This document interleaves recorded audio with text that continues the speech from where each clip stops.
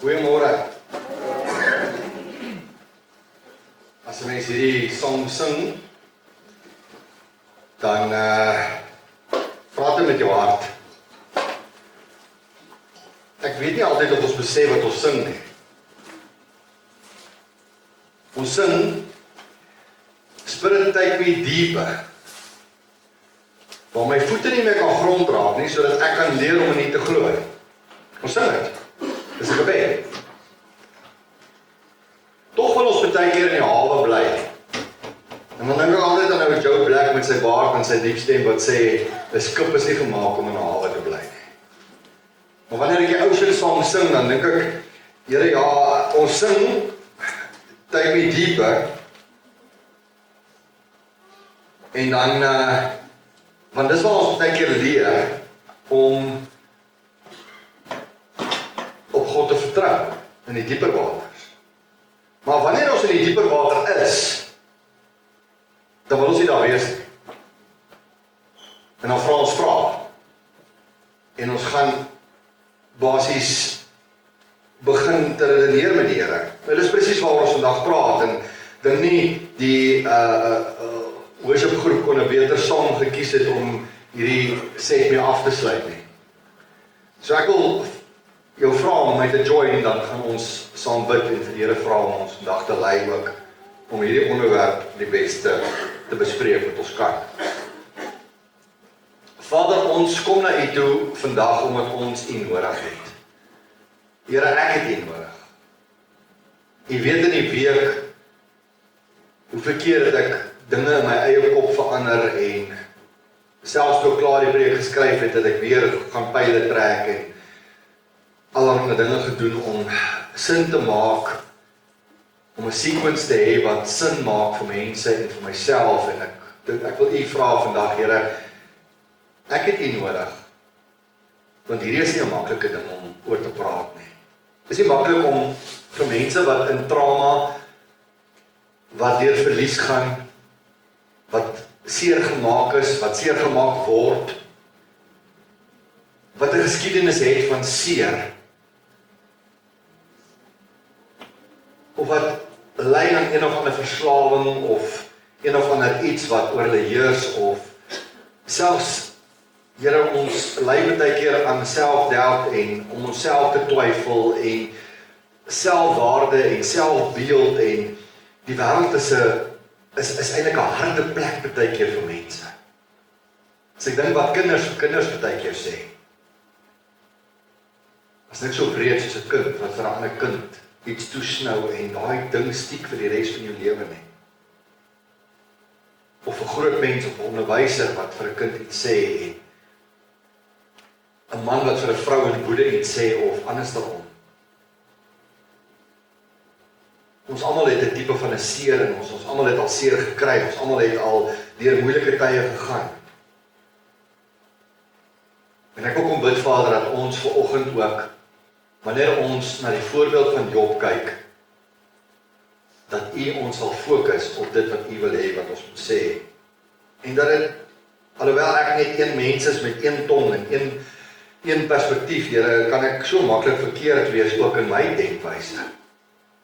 So ek wil vra, Here, dat U vir my vanoggend 'n groot mate van onderskeiding sal gee tussen my opinie en U opinie. En dat U Gees my sal lei, en dat U verheerlik sal word in Jesus se naam. Amen. Nou ja, julle, ek het groot geword, ek en my 2 broers, my 2 susters, en ons het gedink my ma het oë agter haar kop. My ma weet alles. Ek weet manne wat getroud is, julle dink jou vrou weet ook alles. Dis hoekom Google is 'n vroulike vorm.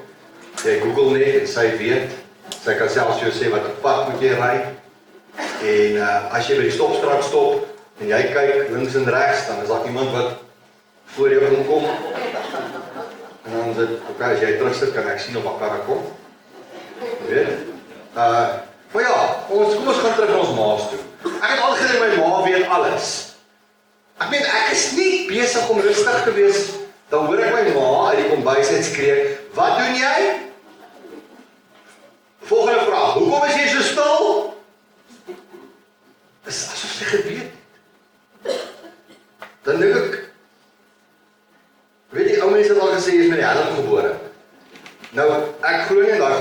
jong, my man, waar was jy nou? En dan daai vraag wat jy nie kan antwoord nie, wat het jy nou weer gedoen? Daai nou weer sê vir jou baie dinge. Nou, daai vergelyking wil ek deurtrek vandag na jou. En ek wil vir jou sê, maak nie saak wat jou omstandighede is nie. As ek dink aan die gemeente, ek bid vir die gemeente, ek hierdie week het ek probeer om by elke siek mens, elke persoon uit te kom wat ek van weet, op 'n manier. Either het ek ingecheck, of ek was daar, of Salome het ingecheck, of wat ook al. Maar tussen ons tweeetjies het ons probeer om by elke persoon net ten minste in te check, om te kyk, is jy okay? En ons het groot trauma hierdie week gehad. Ek wil nie oor alles praat nie, maar daar selfs mense hier wat hierso sit vanoggend, wat hier trauma is hierdie week, wat hulle gevra het, ons wil nie vir ander mense sê nie. Hulle wil nie hulle naam op die skree nie. Maar hulle sit hierso. En ek weet nie wat jou omstandighede is nie.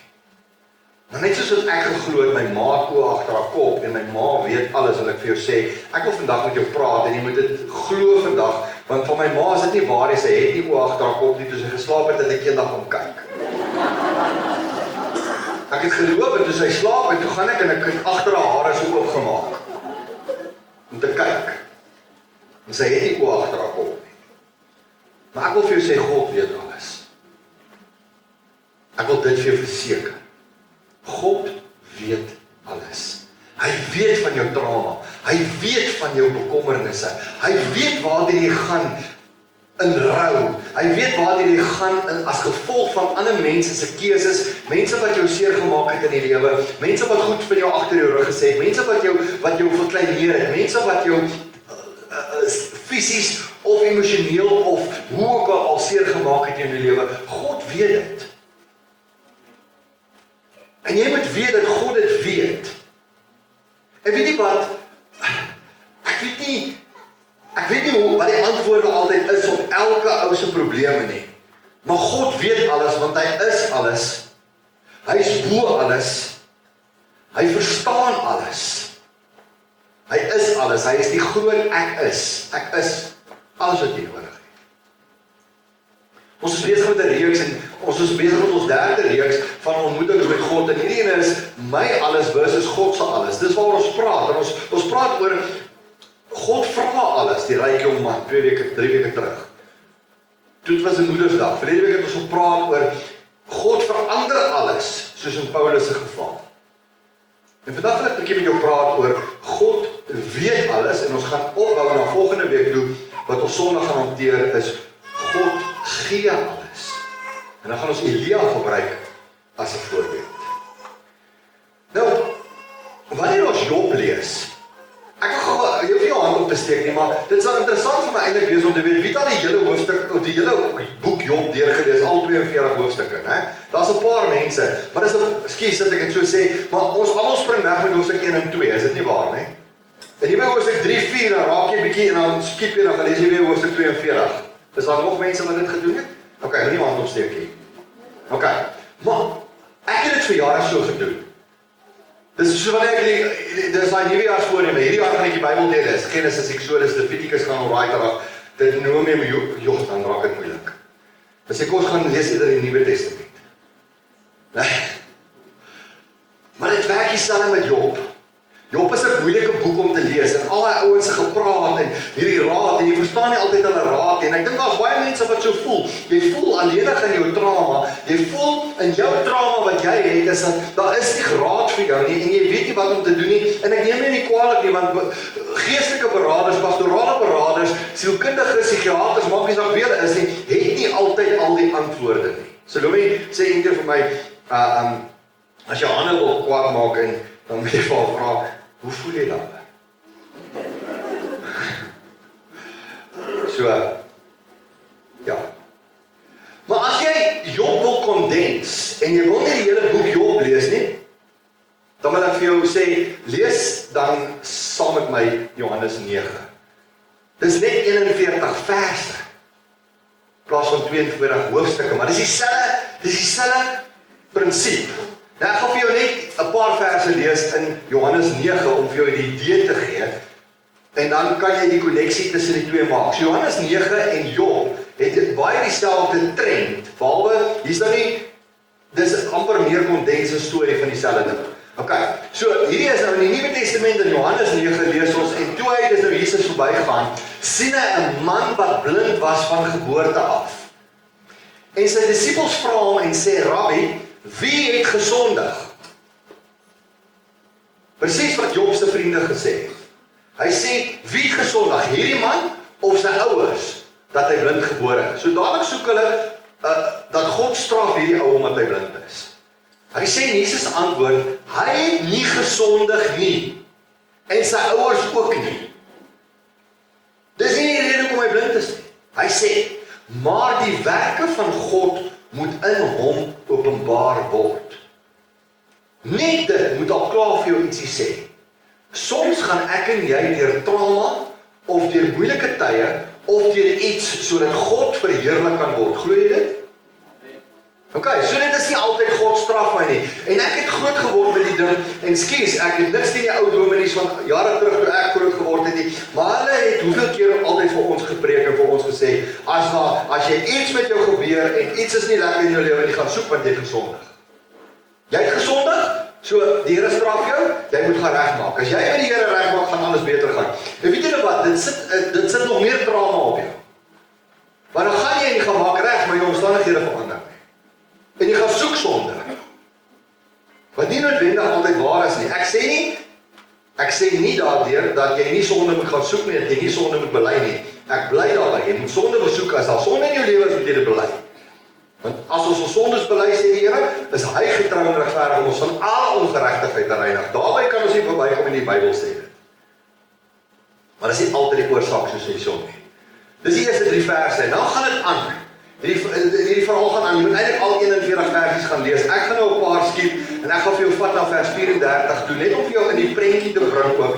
En hy sê, dis nou, nadat daar geredeneer is met hierdie lang storie kort, Jesus het toe hierdie ou aangeraak, en hy was op die Sabbat gewees, en hy het sy oë genees, en toe roep die Fariseërs hom in, en die Fariseërs ondervra hom, en hulle hou nie daarvan dat Jesus hom op 'n Sondag, of op 'n Sabbatdag genees het nie, en hulle is baie kwaad vir Jesus, hulle is kwaad vir die jongman, en hulle sê vir hom, ja, maar hulle roep nader aan sy ouers in, en sy ouers is so nader aan bang vir die Fariseërs, hulle sê nie, vra hom, dis hy wat genees is, sy ouers staan weg, en sê, ons wil nie betrokke raak nie. Hulle sê, in vers 34 sê, en hulle antwoord hom en sê vir hom, jy is heeltemal in sondes gebore, en jy leer ons. So, wat het die jongman gedoen? En hy het vir die Fariseërs gesê, ek weet nie wie het my gesond gemaak nie, maar ek sê net vir jou, hierdie ouers van die Here af. En nou is die Fariseërs kwaad. En hulle sê vir hom, jy is heeltemal in sondes gebore, en jy leer ons. En hulle het hom uitgeban. Nou, ja, gaan ons om uit die kerk uit. Né? Mag ons nooit op daai punt kom nie. Jesus het gehoor dat hulle hom uitgeban het, en toe hy hom kry, sê hy vir hom, glo jy in die Seun van God? En hierdie jongman se antwoord is, wie is hy? Hy sê, wie is hy, Here, dat ek in hom kan glo? Hy weet nie, hy staan voor hom nie. Jesus is betrokke in sy trauma, en Jesus sê vir hom, jy het hom gesien, en hy wat met jou spreek, dit is hy. In God se teenwoordigheid, in Jesus se teenwoordigheid, is daar genesing vir trauma. En hy sê, ek glo, Here, en hy het hom aanbid. Nou kan ons weer aangaan na die laaste verse toe. Toe die Fariseërs hom weer onderhande gekry, en die Fariseërs wat by hom was, het dit gehoor en vir Jesus gesê, is ons dan ook nou blind? Jy sien, nou wil hulle self regverdig, en Jesus antwoord hulle, as julle blind was, sou julle geen sonde hê, maar nou sê julle, ons sien, daarom bly julle in sonde.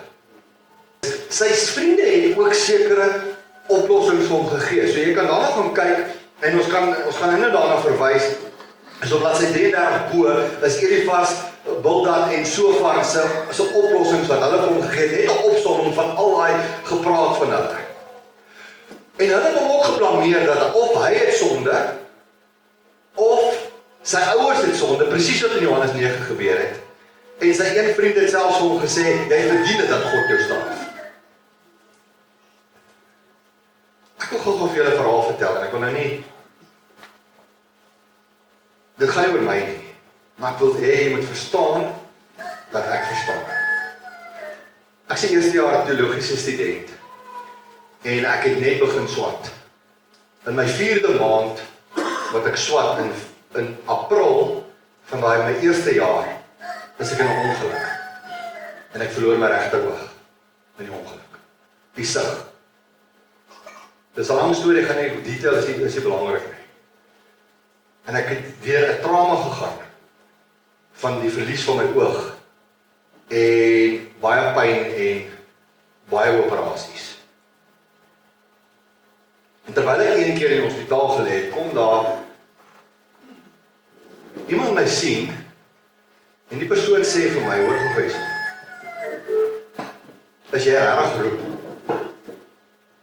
dink jy nie die Here sê vir jou, jy moet uitklim nie. Het jy nie sonde in jou lewe, dat die Here jou straf, omdat jy buite sy wil is en 'n predikant wil word nie? Gaan ondersoek jouself, want jy hoort nie die bediening dalk. Eerste jaar studie. Ek het alles opgegee. Ek het 'n goeie karier gehad op die myn. En die Here het 'n roeping op my hart gesit. En ek het alles verkoop en het gelos met my vrou. Ek was reeds getroud met Salome, en hytjie was al gebore gewees. Toe gaan swat ek teologie. Ek het 'n bietjie agterstevoor gedoen. En in daai trauma het ek besef dat mense judge jou baie maklik. En mense dink hulle weet beter. Mense dink hulle praat namens God, maar hulle doen nie. Ongelukkig was hierdie ouwe teoloog, na wie ek opgekyk het. En daar was nog sulke mense wat my gekyk het. Weet julle wat, eendag toe kom een van my dosente, as my klas gegee het. Dan gaan sy naam noem, want party van julle ken hom. As jy by die Bybelskool was, 'n paar jaar terug, sê jy vir Dr. Pieter is Saul ontmoet. En Dr. Pieter kom kuier by my. Hy het nie nodig om as die eerste jaar student so hospitaalbed te kom nie. En Dr. Pieter kom staan langs my bed.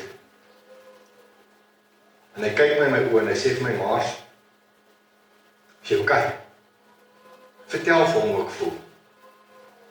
Weet jy wat vir sy antwoord? Hy het nie geweet wat die ander mense vir my sê nie. Dr. Pieter sê vir my, Mars, wie weet, dalk was daar gesprek in die hemel. Let op my knegt Marius. Wie sê vir jou daar was nie so gesprek nie? En God is besig om jou voor te berei vir groot goed. Dis mos inspirasie. Dis mos iemand met 'n hart soos Jesus. En ek sal sy naam noem, en ek sal altyd vir hom Pieter lief wees. Ek baie respekvol, as my dosent. Ek sal altyd vir hom lief wees, omdat hy dit, nie net dit nie, maar baie ander dinge, wat ek vir julle kan vertel, wat ek deur daai man geleer het. Jy sien, God is die regisseur van jou lewe. Partykeer wil ek en jy die regisseur wees. Ons wil op die director chair sit. Maar God is die regisseur. Charmaine het hierdie prentjie vir my gemaak. Ek gaan geen krediet daarvoor vat nie. Hierdie is Charmaine se visie. Dit maak ons span so sterk. Dat Charmaine het geluister na wat ek graag wil doen en wat in my kop is, en sy het gesê, ek sien hierdie prentjie. God se lig wat skyn op jou lewe. God is die lig. En die vraag is, wie sit op die director's chair? Wie is die regisseur van jou lewe? Jy sien, partykeer wil ons baie maklik onsself met Job vergelyk. En ons wil ons trauma maak soos Job se. En dan skiep ons alles en ons wil net na hoofstuk 42 toe gaan. Ons wil net sien dat God het Job herstel en hom groter gemaak en meer gegee as hy in die begin gehad het. Maar ons vergeet van die ander 41 hoofstukke van trauma en van swere en van ashoop en van wonde en van allerlei dinge en sy soeke na God en die valse vriende wat hy gehad het, wat ek tot nonsens gepraat het op 'n stadium, tot een ouetjie later begin praat en eers in hoofstuk 32 begin iemand met hom sens te praat. Ek praat nie van God nie, maar as mens.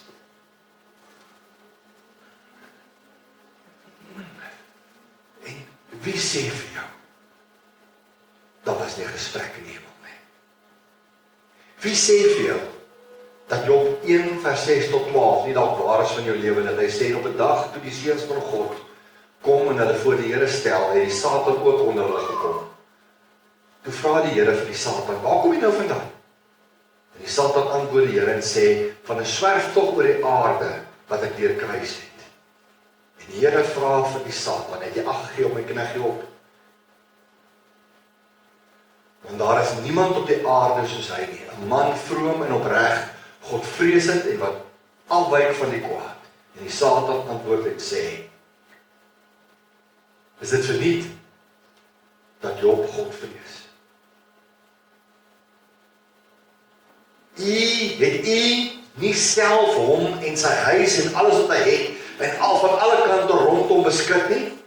Die werk van sy hande het u geseën, en sy vee het u sterk vermeerder in die land.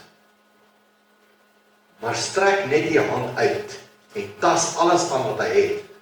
Waarlik, hy sal u in u aangesig seën. Hy sal u vervloek, dis eintlik wat daar staan. Daarop sê die Here, hoor dit? Ek wil amper sê, dit wat glo God in Job, sy vroomheid, sy opregtheid, en hy sê vir hom, daarop sê die Here vir Satan, kyk, alles wat hy het is in jou hande. Net na homself mag jou hand nie uitsteek nie. En Satan het weggegaan van die Here af. Ek leer 'n paar goeders hierson. En een van die goed wat ek leer is dat God beperk Satan. Moet dit nooit vergeet nie. Hy kan nie maak wat hy wil nie. Maar die ander kant is, baie keer gaan ek en jy deur trauma, en God vertrou jou meer as op jouself vertrou. Jy ooit daaraan gedink so? Die woord sê dat ek sal nooit bo my kragte versoek nie. God vertrou jou. Ek weet dit voel nie so nie. Ek weet jy voel, joh Here, wow, is dit nie genoeg nie, is dit nie, maar God is hier geseën. En ons moet ook onderskei, ons moet op 'n punt kom wat ons onderskei tussen, is hierdie 'n versoeking van Satan of is dit 'n beproewing van God? Want jy sien, God versoek niemand tot sonde nie. En ons moet dus vir mekaar sê, as iemand, ek het al gehoor mense sê, ja, die Here het my versoek om sonde te doen. Die Here versoek jou nie om sonde te doen nie. Die Here stuur beproewings oor ons pad, of laat beproewings oor ons pad toe, tot loutering. Ons dink dan, Here, take me deeper in the water, dat ek kan leer om op U te vertrou. Ons sing dit dan. Ons vra vir die Here, Here, vat my dieper, Here, leer my. Ek het in my eerste jaar die gebed gebid, so die mense verlede week daarna verwys. Ek het op my skool gekom en ek het begin saam met die ouens bid en wat ook al. En daai senior studente het my so impress met die manier wat hulle bid.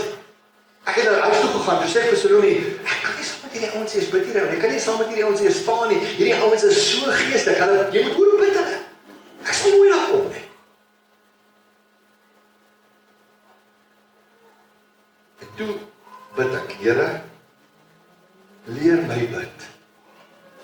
En ek eindig in my eerste jaar, in my 4de maand, op hospitaalbed, vir weke, want ek nie kan klas loop nie, ek kan nie sien nie, ek het so pyn, dat die dokter vir my sê, Marius, ek kan nie glo jy staan regop eers nie. Die drukking in jou kop, is so erg, wat ons meet, dat ek kan nie glo, jy is nie in 'n koma nie. En ek is terug, en my beste Paddy, my maatjie Piet, terwyl ek op my arms lê, en ek kan nie my oë oopmaak nie, het hy langs my kom sit, dan skryf ons 'n vak, dan kom sit hy langs my, dan lees hy vir my die werk, hy lees dit deur, en deur, en deur, en deur, dan skryf ek en hy, kom ons op die deur.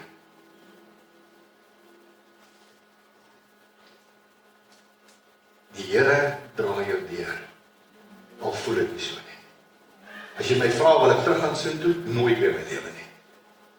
Ek het nog nooit soveel pyn in my lewe gehad nie. Maar weet julle wat? God het my geleer bid. God het my geleer van wat is dit om hom te vertrou. God het my daai tyd soveel lesse geleer, is net nie waar nie. En ja, ek is in die bediening wat ek hoor nie. Die ander was verkeerd. Jy sien, wanneer ons enige trauma wat ons kry, sien as God is besig om my te straf, is ek besig om in die verkeerde rigting te beweeg. Hierdie kan 'n beproewing tot loutering wees, tot skoonmaking wees. Is nie tot uitwissing, of tot om jou uit 'n plek uit te vat nie, maar om jou skoon te maak.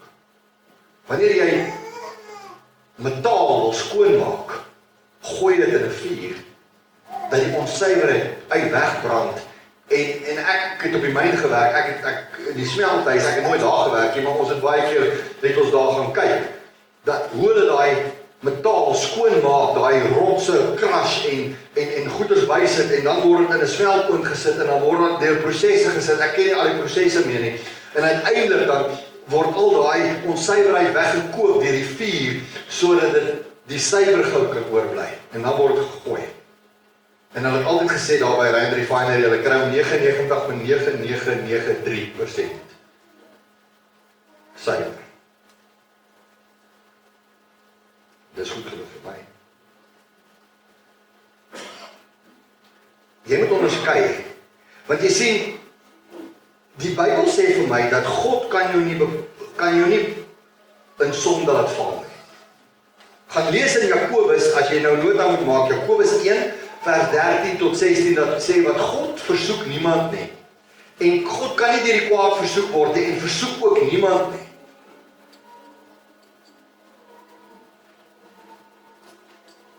Hy sê, maar jy word versoek wanneer jy deur jou eie vlees weggevoer word. En wanneer jy weggevoer word deur jou eie begeertes, baar dit sonde, en dit bring die dood. Dis nie God nie, is ek. So partykeer sit ek sê nie dis so met jou nie, maar partykeer sit ek in trauma, nie jy nie, ek sit partykeer in trauma oor my eie keuses. Ek kies partykeer die verkeerde goed, ek doen die verkeerde goed, en dan sit ek met trauma en dan blameer ek God. Ok. Ek is jou belofte. Die Here sê vir my, dat beproewing gaan oor in loutering. En hy maak my skoon. Hy sal my bly skoner en skoner en skoner maak. Want geen versoeking in die aangegryp, behalwe menslike nie, maar God is getrou, wat nie sal toelaat dat jy bo jou krag versoek word nie. Maar weet jy hoe getrou is God? Daai vers sê vir my, dat hy gee sal met elke beproewing oor my pad kom, het hy hoor gehou, reeds die uitkoms gegee. En weet jy wat in ons beteken? Ons is so besig met ons omstandighede, dat die uitkoms is reeds daar, maar ek fokus nie op die uitkoms nie, ek fokus op die trauma, en op dit wat my gebeur, en die uitkoms is langs my, maar ek vat dit nie, want God het reeds die uitkoms gegee, die woord sê dit. Maak 'n nota, skryf dit neer.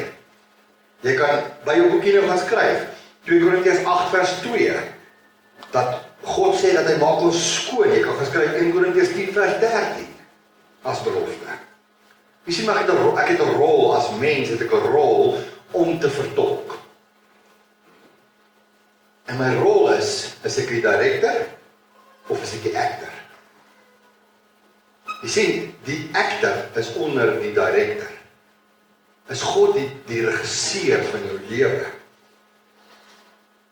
By Job 2, word ek gou hier moet sien, wat 'n rol kan jy speel? Kom ons veronderstel nou, dis nie jy wat die trauma het nie, maar iemand wat jy ken, het trauma. Iemand wat jy ken, in jou familie, in jou vriendekring, in jou wat ook al, en kyk gou hierso. Hy sê, toe die 3 vriende, dis voor die 4de vriend bygekom het, toe die 3 vriende van Job hoor, van al hierdie onheile wat hom getref het hulle gekom, elkeen uit sy woonplek. Elifas het Tenamiet, Bildad, die Suit, en Sofar die Naamit, hy kom van Naaman af, jy kan dit so aflei, wie is hulle voorvaders. En hulle het volgens afspraak byeengekom, om hom hulle deelneming te betuig, en om hom te troos. Hoor gou wat het hierdie ouens gedoen. En hulle het op 'n afstand hulle oë opslaan, en hulle hom nie herken nie, en hulle het hul stem verhef en geween, empatie, simpatie gebring na die party toe. Dis iets wat ons kan doen. Hy sê, en ook het hulle elkeen sy mantel geskeur en stof op hulle hoofde gegooi na die hemel toe. Hulle het hulle vereenselwig met sy trauma. En hulle wou hom op die grond gaan sit. Hoor gou hierso, 7 dae en 7 nagte lank, sonder dat iemand 'n woord met hom gepraat het. Dis die beste ding wat hulle ooit gedoen het. Want hulle het gesien, dat die smart baie groot was. So as iemand trauma het in jou lewe, doen 3 goed. Show up, step up, shut up. Weet jy wanneer die moeilikheid begin? Toe hierdie 3 ouens begin praat het. Want toe begin hulle uit hulle vlees uit te praat. Julle die beste ding wat jy vir iemand kan doen, baie keer. En ek weet, as iemand deur trauma gaan, wil ons almal versies aanhaal, ons wil mooi getuies sê, ons wil hulle die voetspore aanhaal, ons wil hulle Psalm 23 gee. Dis alles goed en wel, maar dan begin ons baie keer te praat uit ons vlees uit. En dis waar die moeilikheid begin. Die beste ding wat jy baie keer vir iemand kan doen, is om net langs daai persoon te gaan sit en stil te bly. Dat hulle net weet, jy is daar. Show up, step up, shut up. As jy vir my sê, Marius, ek het iemand wat deur trauma gaan, maar weet nie wat om te sê nie, it's a good thing. Gaan sit net langs daai persoon. Hang maar wat die verhouding is. Maar weet jy wat, baie keer het jy net nodig om langs daai persoon te sit en te sê, ek is hier vir jou. Ek kan nie voel wat jy voel nie. Ek is nie waar jy is nie, maar ek is hier. Wys empatie. Dis wat sy vriende gedoen het. Al moet jy op die grond langs daai persoon gaan sit. En nou en dan, as jy, soos ek nie 'n personal bubble het nie, geen net ou drukkie. Nou gril dit dan. Sorry, dit haal ek jou uit. Sy het 'n personal bubble. Okay. Baie mense het personal bubbles. Maar al wat ek net wil sê is, just wees net daar vir die mens. Jy het nie nodig om die beste goeders te sê nie. Ek dink waar Job se vriende begin fout maak het, is toe hulle begin sê het. En as jy hulle raad wil sien, soos ek sê op bladsy 33, is daar opsomming in die boekie van wat hulle raad alles weer was. Maar weet julle wat? Ek wil kom by 'n punt wat ek kan sê, ons moet besef dat God weet waar jy gaan. En al voel dit nie vir jou vandag so nie. Al voel jy staan vinger alleenig in hierdie wêreld en niemand verstaan jou nie en niemand is daar vir jou nie en julle dis 'n spiral waarin jy ingaan en dis 'n gevaarlike plek om te wees. Want daar's altyd iemand wat wil luister. Daar's altyd iemand wat bereid is om al sit ek net langs jou. Al bel jy my en jy sê vir my, Marius, ek wil niks van jou hê nie. Kom sit net langs my. Dan sal ek dit doen. Ek het al 'n vrou gehad wat by my ingeloop het in my begrafenislokaal, 'n lang ruk terug, een keer. Dit het meer as een keer al gebeur, maar ek dink nou in hierdie spesifieke geval, wat 'n vrou ingestap het, sy kom sit, ek het net vir haar gevra, hoe gaan dit? Dis al. En sy begin uitpak. En amper vir 'n uur en 'n half het daai vrou net gepraat. Ek het nie 'n woord gesê nie. En toe sy klaar gepraat het, toe staan sy op, toe sê sy vir my, "Sjoe, ek voel nou beter. Dankie vir dit wat jy gedoen het." Sy het eigenlijk niks gedoen nie. Maar, you go girl. Wow. Dis my beste berading sessie ooit. Because I showed up, stepped up, and shut up. Jy sien, nou kry jy so iets soos goeie raad. En dit is nie altyd te sê dat mense geraad verkeerd is nie. Want as 'n ouetjie gewees wat goeie raad gegee het, inteendeel ons lees vir hom eers in Job 32 tot 35, ontmoet ons hom eers vir die eerste keer ordentlik. Eli wat kom en hy praat met Job en hy was die hele tyd daar. Hy was ook daar gewees, maar hy was jonger as die ander 3 ouens en hy het stil gebly en hulle haal vir Job uit. Job, jy verdien dit. Job, jy moet jou lewe ondersoek. Job, jy is verkeerd. Job, jy het gesondig. Job, jou ouers het gesondig. Job, en hulle maak Job se job baie moeilik daar terwyl hy in trauma is. En Lee kom. En dis kom ek sê, daar's altyd ook goeie raad van die regte mense af. En hy sê vir hulle, ek het respek vir julle, ek het stil gebly op al die pad, want julle is almal ouer as ek, en ek het gewag vir wysheid. Maar jy sien wysheid nie, ouens. Hy vat hulle 'n bietjie vas, kyk in vers 6 en 7 van Job 32. Hy vat hulle so 'n bietjie, hy teach hulle so 'n bietjie. En dan kom hy en hy gee raad. En sy raad word opgesom. En jy kan dit ook gaan sien daar in jou boekie, het ek vir jou opsomming gegee, net onder dit, onder die ander 3 manne se raad. Hy sê nommer 1, ondersoek jy jou hart. Nommer 2, maak seker, erken jou lyding. Maak seker jy verstaan jou lyding.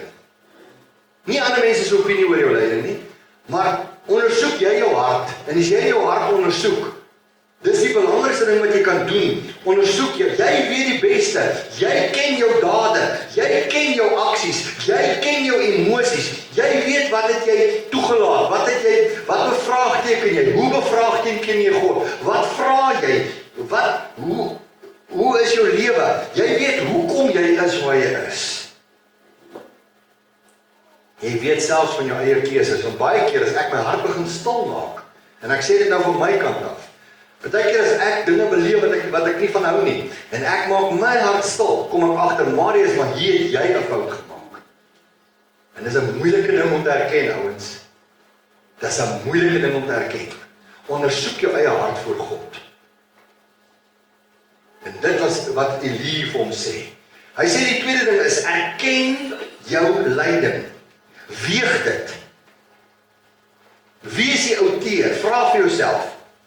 Wat? Met ander woorde, nie erken net, ja ek erken ek ly nie, maar erken die tipe lyding wat jy ingaan. Met ander woorde, is dit dissipline waarmee ek besig is? Is dit loutering waarmee God in is dit sameloop van omstandighede waarmee ons te doen het? Is dit 'n beproewing? Is dit 'n versoeking? Vra jouself hierdie vraag. Wat kan ek hieruit leer? Hoe kan ek hieruit groei? Dit is om jou lyding te erken. Dan die derde ding wat Elie vir hom sê, hy sê vir hom, vertrou op God vir hoop. Moenie jou hoop in mense soek nie. Moenie gaan hoop op ander mense nie. Ander mense gaan jou nie laat beter voel nie. Net God kan. En dit wat Elie vir hom sê, hy sê vir hom, vertrou op God vir jou hoop. Herinner jouself aan God se natuur. Wat is God se natuur? Liefde. Jy sien, as ons in trauma is, vergeet ons wie God is. Ons dink hy's 'n draak. Ons dink hy's 'n tiran. Ons dink hy wil ons seermaak. Ons dink hy wil sy rug op my draai. Maar ek vergeet, in trauma vergeet ek maklik wie God regtig is en wese. God is liefde. En as ek daai kopskuif baie keer in trauma kan maak, in 'n moeilike tyd kan maak, dat ek my fokus besit op, maar God beskerm my steeds. God is liefde.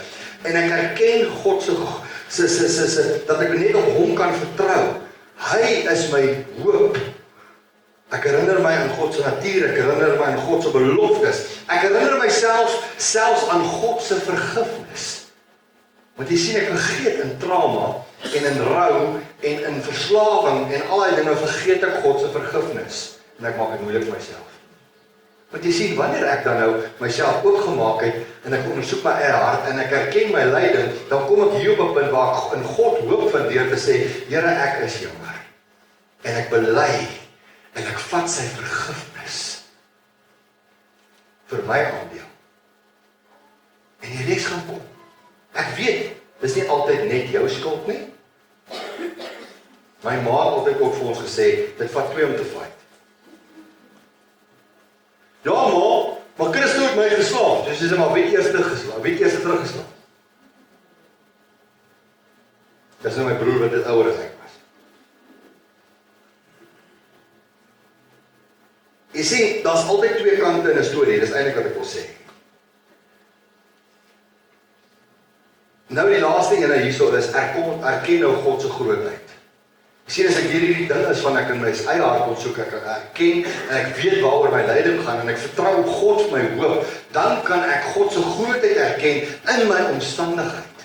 Want jy sien, in my omstandigheid moet ek ook erken dat God is groter as my omstandigheid. Hy is verhewe bo my, hy is verhewe bo tyd, hy is verhewe bo my omstandigheid, hy is verhewe bo my verslawing, hy is verhewe bo my trauma, hy is verhewe bo my rou. Hy weet hierdie goed.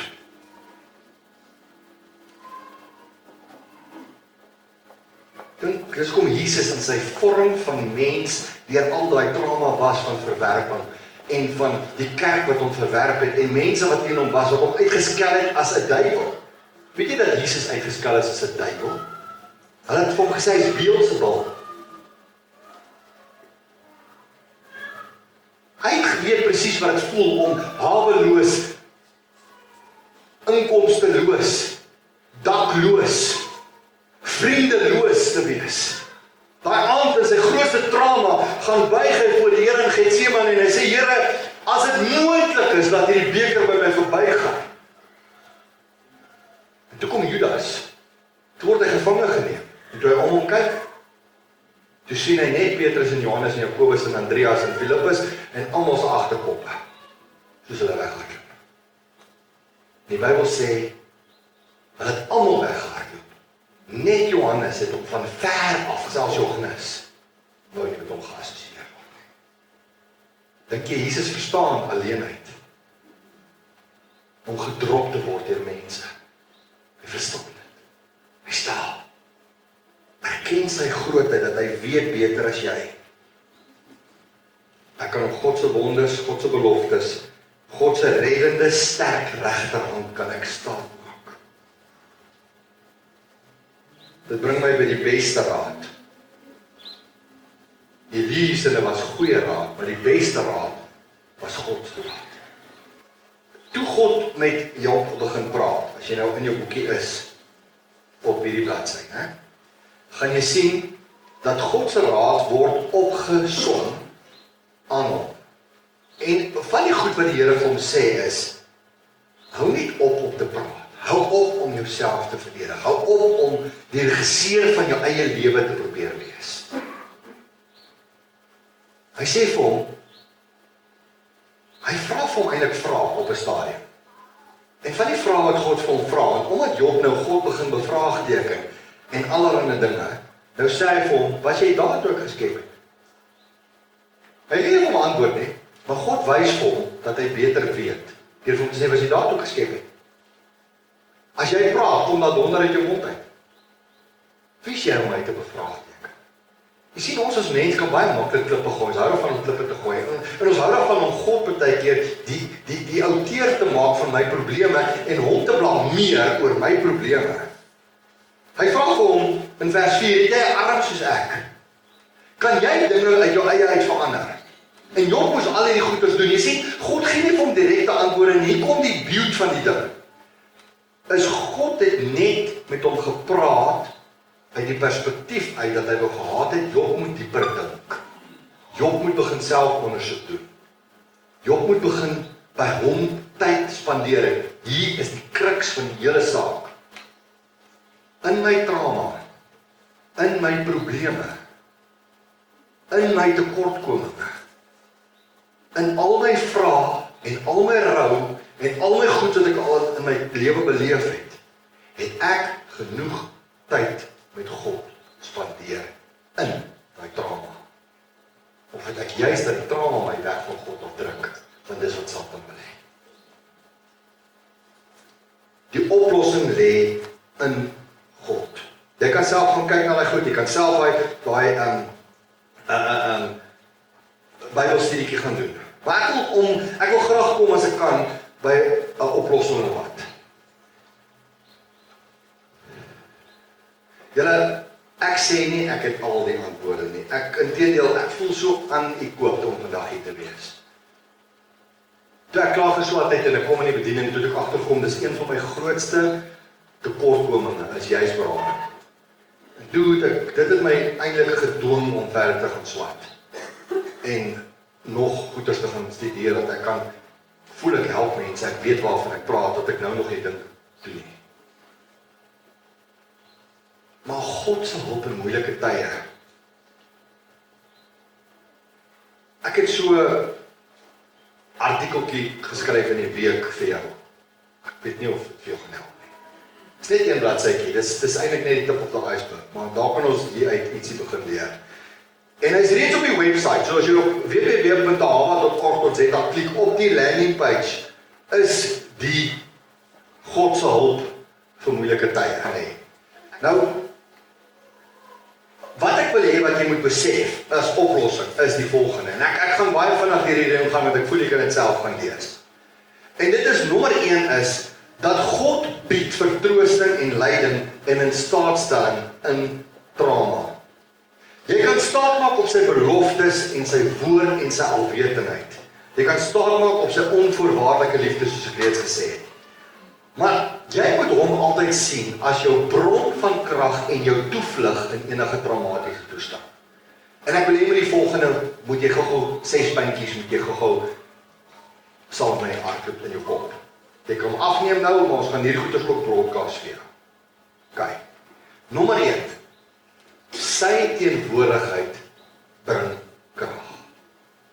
Jy kan nie in trauma of in rou of in enige situasie enige vertroosting kry as jy nie in die teenwoordigheid van God in beweeg nie. Dis juis wat Satan wil keer. Dis juis wat die vyand wil keer. Hy wil nie hê jy moet na God toe gaan met in moeilike omstandighede nie.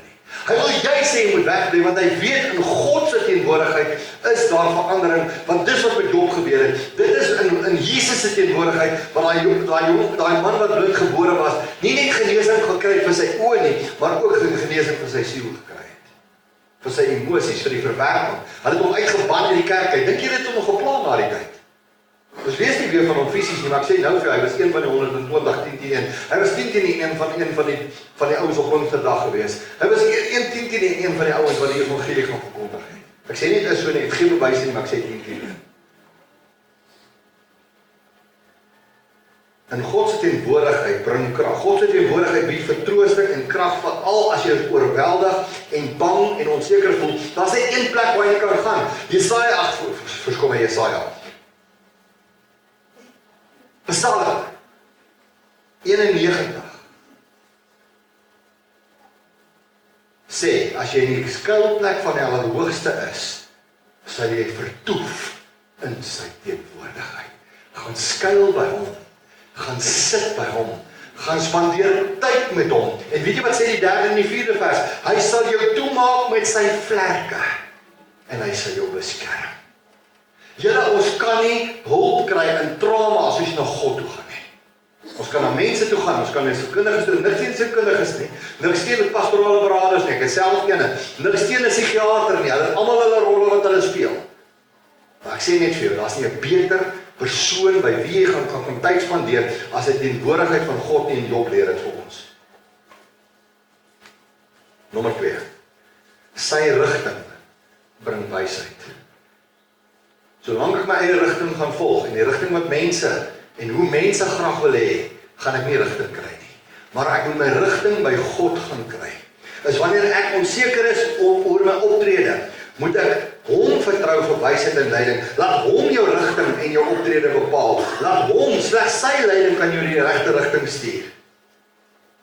Jy kan ander bronne raadpleeg, maar maak seker dat jou bronne wat jy raadpleeg, God se rigting ook aanbied. Dit help nie, gaan na 'n ou toe wat nie glo in God vir sielkundige hulp nie. Hy gaan vir jou klomp tjol vertel. Hy gaan vir jou net vra, en hoe voel jy? Vertel my van jou gevoelens. En as jy klaar is vir 'n halfuur, dan sê, en hoe voel jy nou? Want hy het nie antwoorde nie. Ekskuus.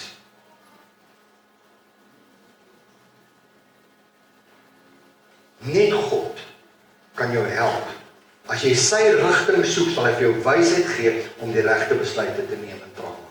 Die 3de enetjie, ek gaan na sy genade toe, sodat hy my groei kan gee. Dis net in sy genade wat jy kan groei. Jy sien, die ding is, as ons in trauma is, wil ons glo nie in God se genade nie. Ons dink hy is ongenadig. En jy moet jou perspektief change, en dis hoekom die rigting belangrik is, dis hoekom dit stap 2 is, voor ek by stap 3 kan kom, as God my rigting bepaal, my kop change, my paradigma skuif, soos in Afrikaans. Dan beteken dit, ek kan hom nou vertrou, dat hy, deur sy genade kan ek groei, deur sy genade kan ek deur hierdie trauma kom, deur sy genade kan ek hulp kry, nie die genade van enige ander mens, of enige ander, ek sê nie, jy mag nie 'n pilletjie drink vir depressiwiteit nie, dis nie wat ek sê nie. Ek sê nie, jy mag nie na sielkundig, dis nie wat ek sê nie, ek sê nie, ja, gaan na hulle toe, maar maak seker hulle raad is in die rigting met God jou bestuur. En hierdie rigting en wysheid kom deur die skrif, deur die Heilige Gees. En sy genade bring dan groei. Fokus op groei en vooruitgang. Fokus op dat jy 'n oorwinnaar word, in plaas van jy die hele tyd aan jouself dink as 'n gewonde. Jy kyk na jouself as 'n gewonde met 'n gewonde bril. En solank ek na myself kyk as gewond en 'n victim, gaan ek nie oorwinning kry nie, maar as ek God gaan vertrou, dat deur sy genade kan hy my laat groei uit hierdie ding uit. En hy kan my louter. Dan het ek al 'n tree in die regte rigting gegee. Ek sê nie is die einde van die storie nie. Julle, dit voel dalk vir jou of ek dink dis maklik, maar dit is nie maklik nie. I've been there. Ek het ook al gesukkel in my lewe. Mense dink nie ek sukkel nie, maar ek sukkel hoor. Vra my sal ook nie, sy weet hoe sukkel ek. En dan moet ek by sy vergifnis uitkom. Want jy sien, as ek sy genade raak sien en hy laat my groei, gaan ek nader aan hom beweeg en sy vergifnis bring genesing. En baie keer, is daai vergifnis nie dat hy my moet vergewe van my sonde nie, maar hy help my om ander te vergewe wat my seer gemaak het. Sy vergifnis bring genesing. Baie keer moet ek gaan stil sit en ek moet briewe skryf. Ek sê baie keer van my kliënte, skryf 'n gifbrief. Weet jy wat 'n gifbrief? 'n Gifbrief sê, jy vertel daai persoon op papier presies wat jy dink. Jy skryf wat jy wil skryf uit jou seer uit. Maar jy gee hom nie vir haar nie. Asseblief nie. Kyk.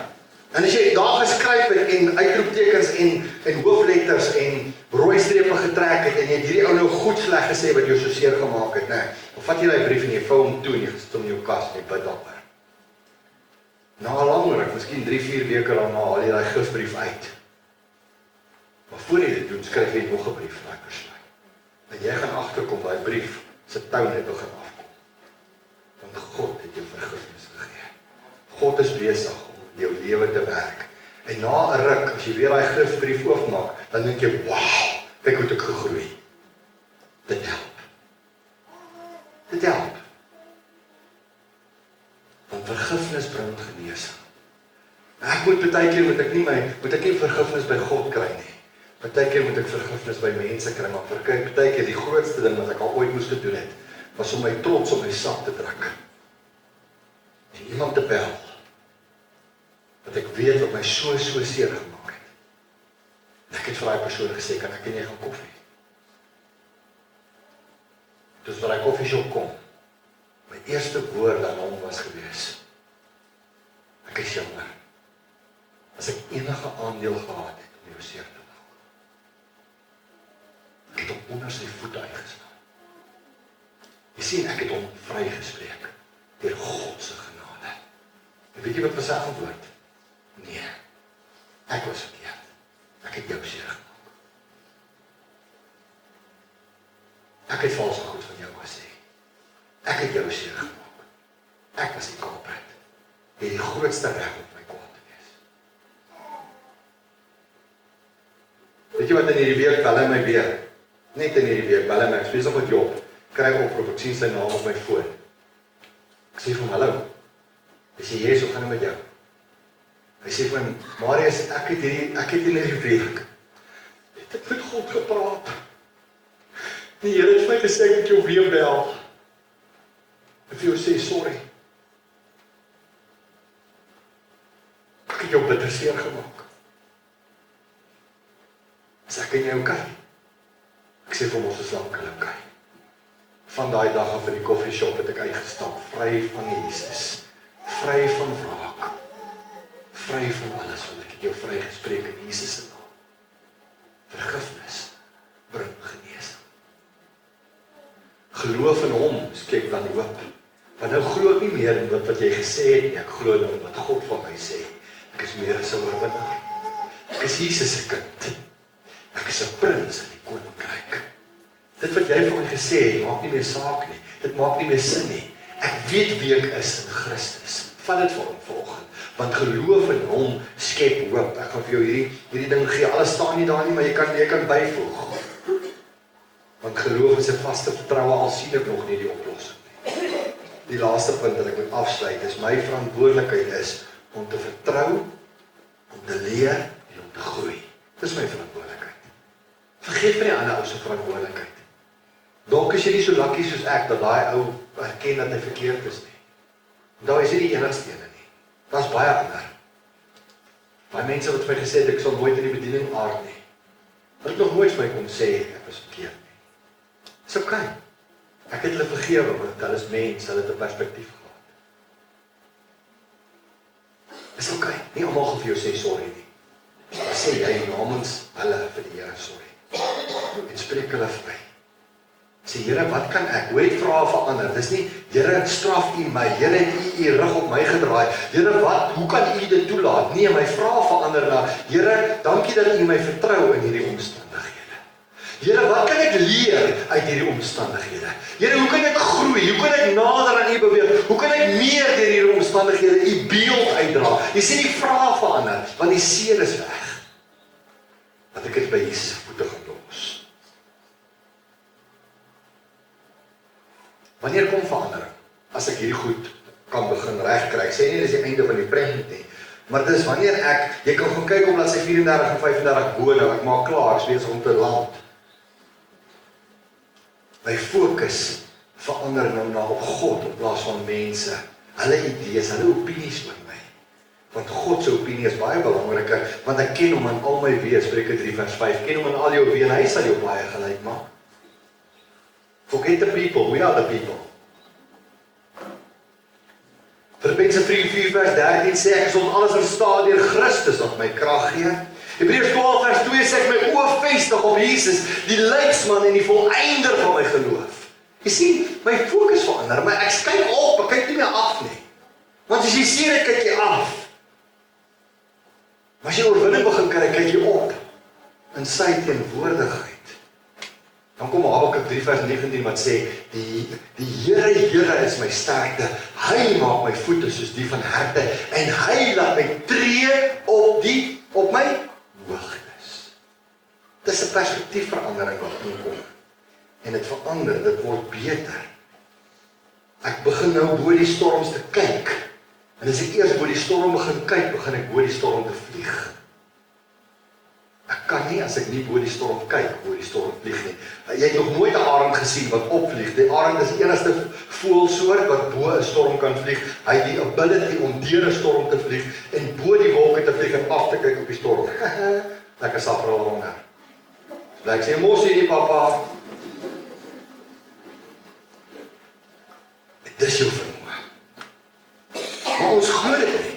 Julle weet die storie van die, skies, ek weet ek moet klaar maak, maar daar was 'n arend wat sy eiertjie het uitgeval uit die nes uit en hy tussen die hoenders geëindig.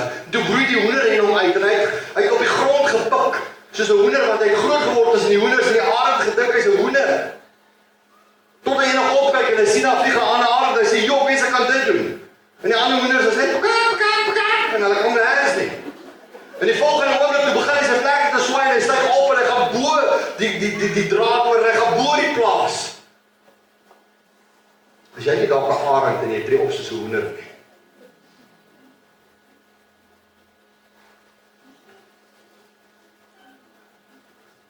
As jy val terug in sy genade. As jy val op jou knieë. As jy val op sy skoot. Vergeet jou krag, jou behoeftes, jou agenda. Steun net op hom.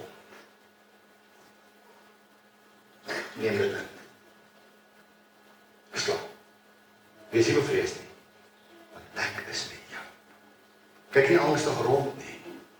Want ek is jou God. Ek versterk jou. Ook help ek jou. Ook ondersteun ek jou met my reddende regterhand. Ons vertalings wat sê, my sterk regterhand. Mooi, né? Dis al wat ek moet weet van trauma. Ek weet, jy kan vir my sê, Marius, jy verstaan nie, jy sê my skoene nie, jy praat maklik. As jy dink ek sweef my hele lewe lang bo storms, maak jy 'n groot fout. Ek het net geleer om nou en dan my kop oor die storm te kry. En ook net so 'n bietjie af te kyk op jou stormpies. Maar ek kry myself dikwels ook maar So Louis vra vir my partykeer, is dit daai tyd vir die maand? Ek kry my maand.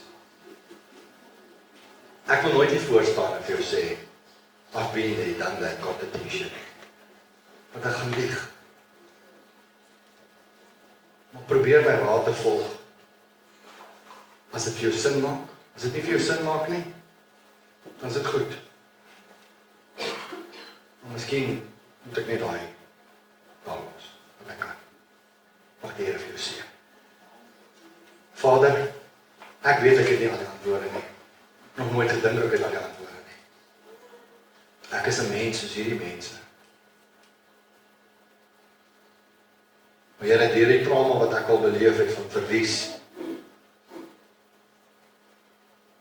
fisiese verlies, emosionele verlies, verwerping, humiliation, al die ander goeders te kaldeer is. Here, wil ek vir U kom dankie sê dat ek meer as 'n oorwinnaar is in U. En dis nie omdat ek oulik is nie, is omdat U so oulik is. En ek kom buig my net by U voete, Here, en ek wil U bid, dat wanneer ek weer val, dat ek tog op U skoot sal val, dat ek op my knieë sal val, dat ek in aanbidding sal val, en dat U elkeen van ons daardeur sal dra. Dink aan die mense met wie dit op hierdie stadium moeilik gaan, traumaties gaan, wat deur trauma gaan, wat deur 'n siekte gaan, wat deur nood gaan, wat deur aanpassingsprobleme gaan. Here, wat deur verwerping gaan. Dat U met elkeen van hulle sal wees. En dat hulle net hulle krag in U kan vind. Ons bid dit in Jesus se naam en danksegging. Amen. Ontvang die seën van die Here, gaan in sy vrede. As jy nie sy vrede het nie, gaan soek dit op. Die genade van ons Here Jesus Christus, die liefde van God ons Vader en die gemeenskap van die Heilige Gees met elkeen van julle. Amen.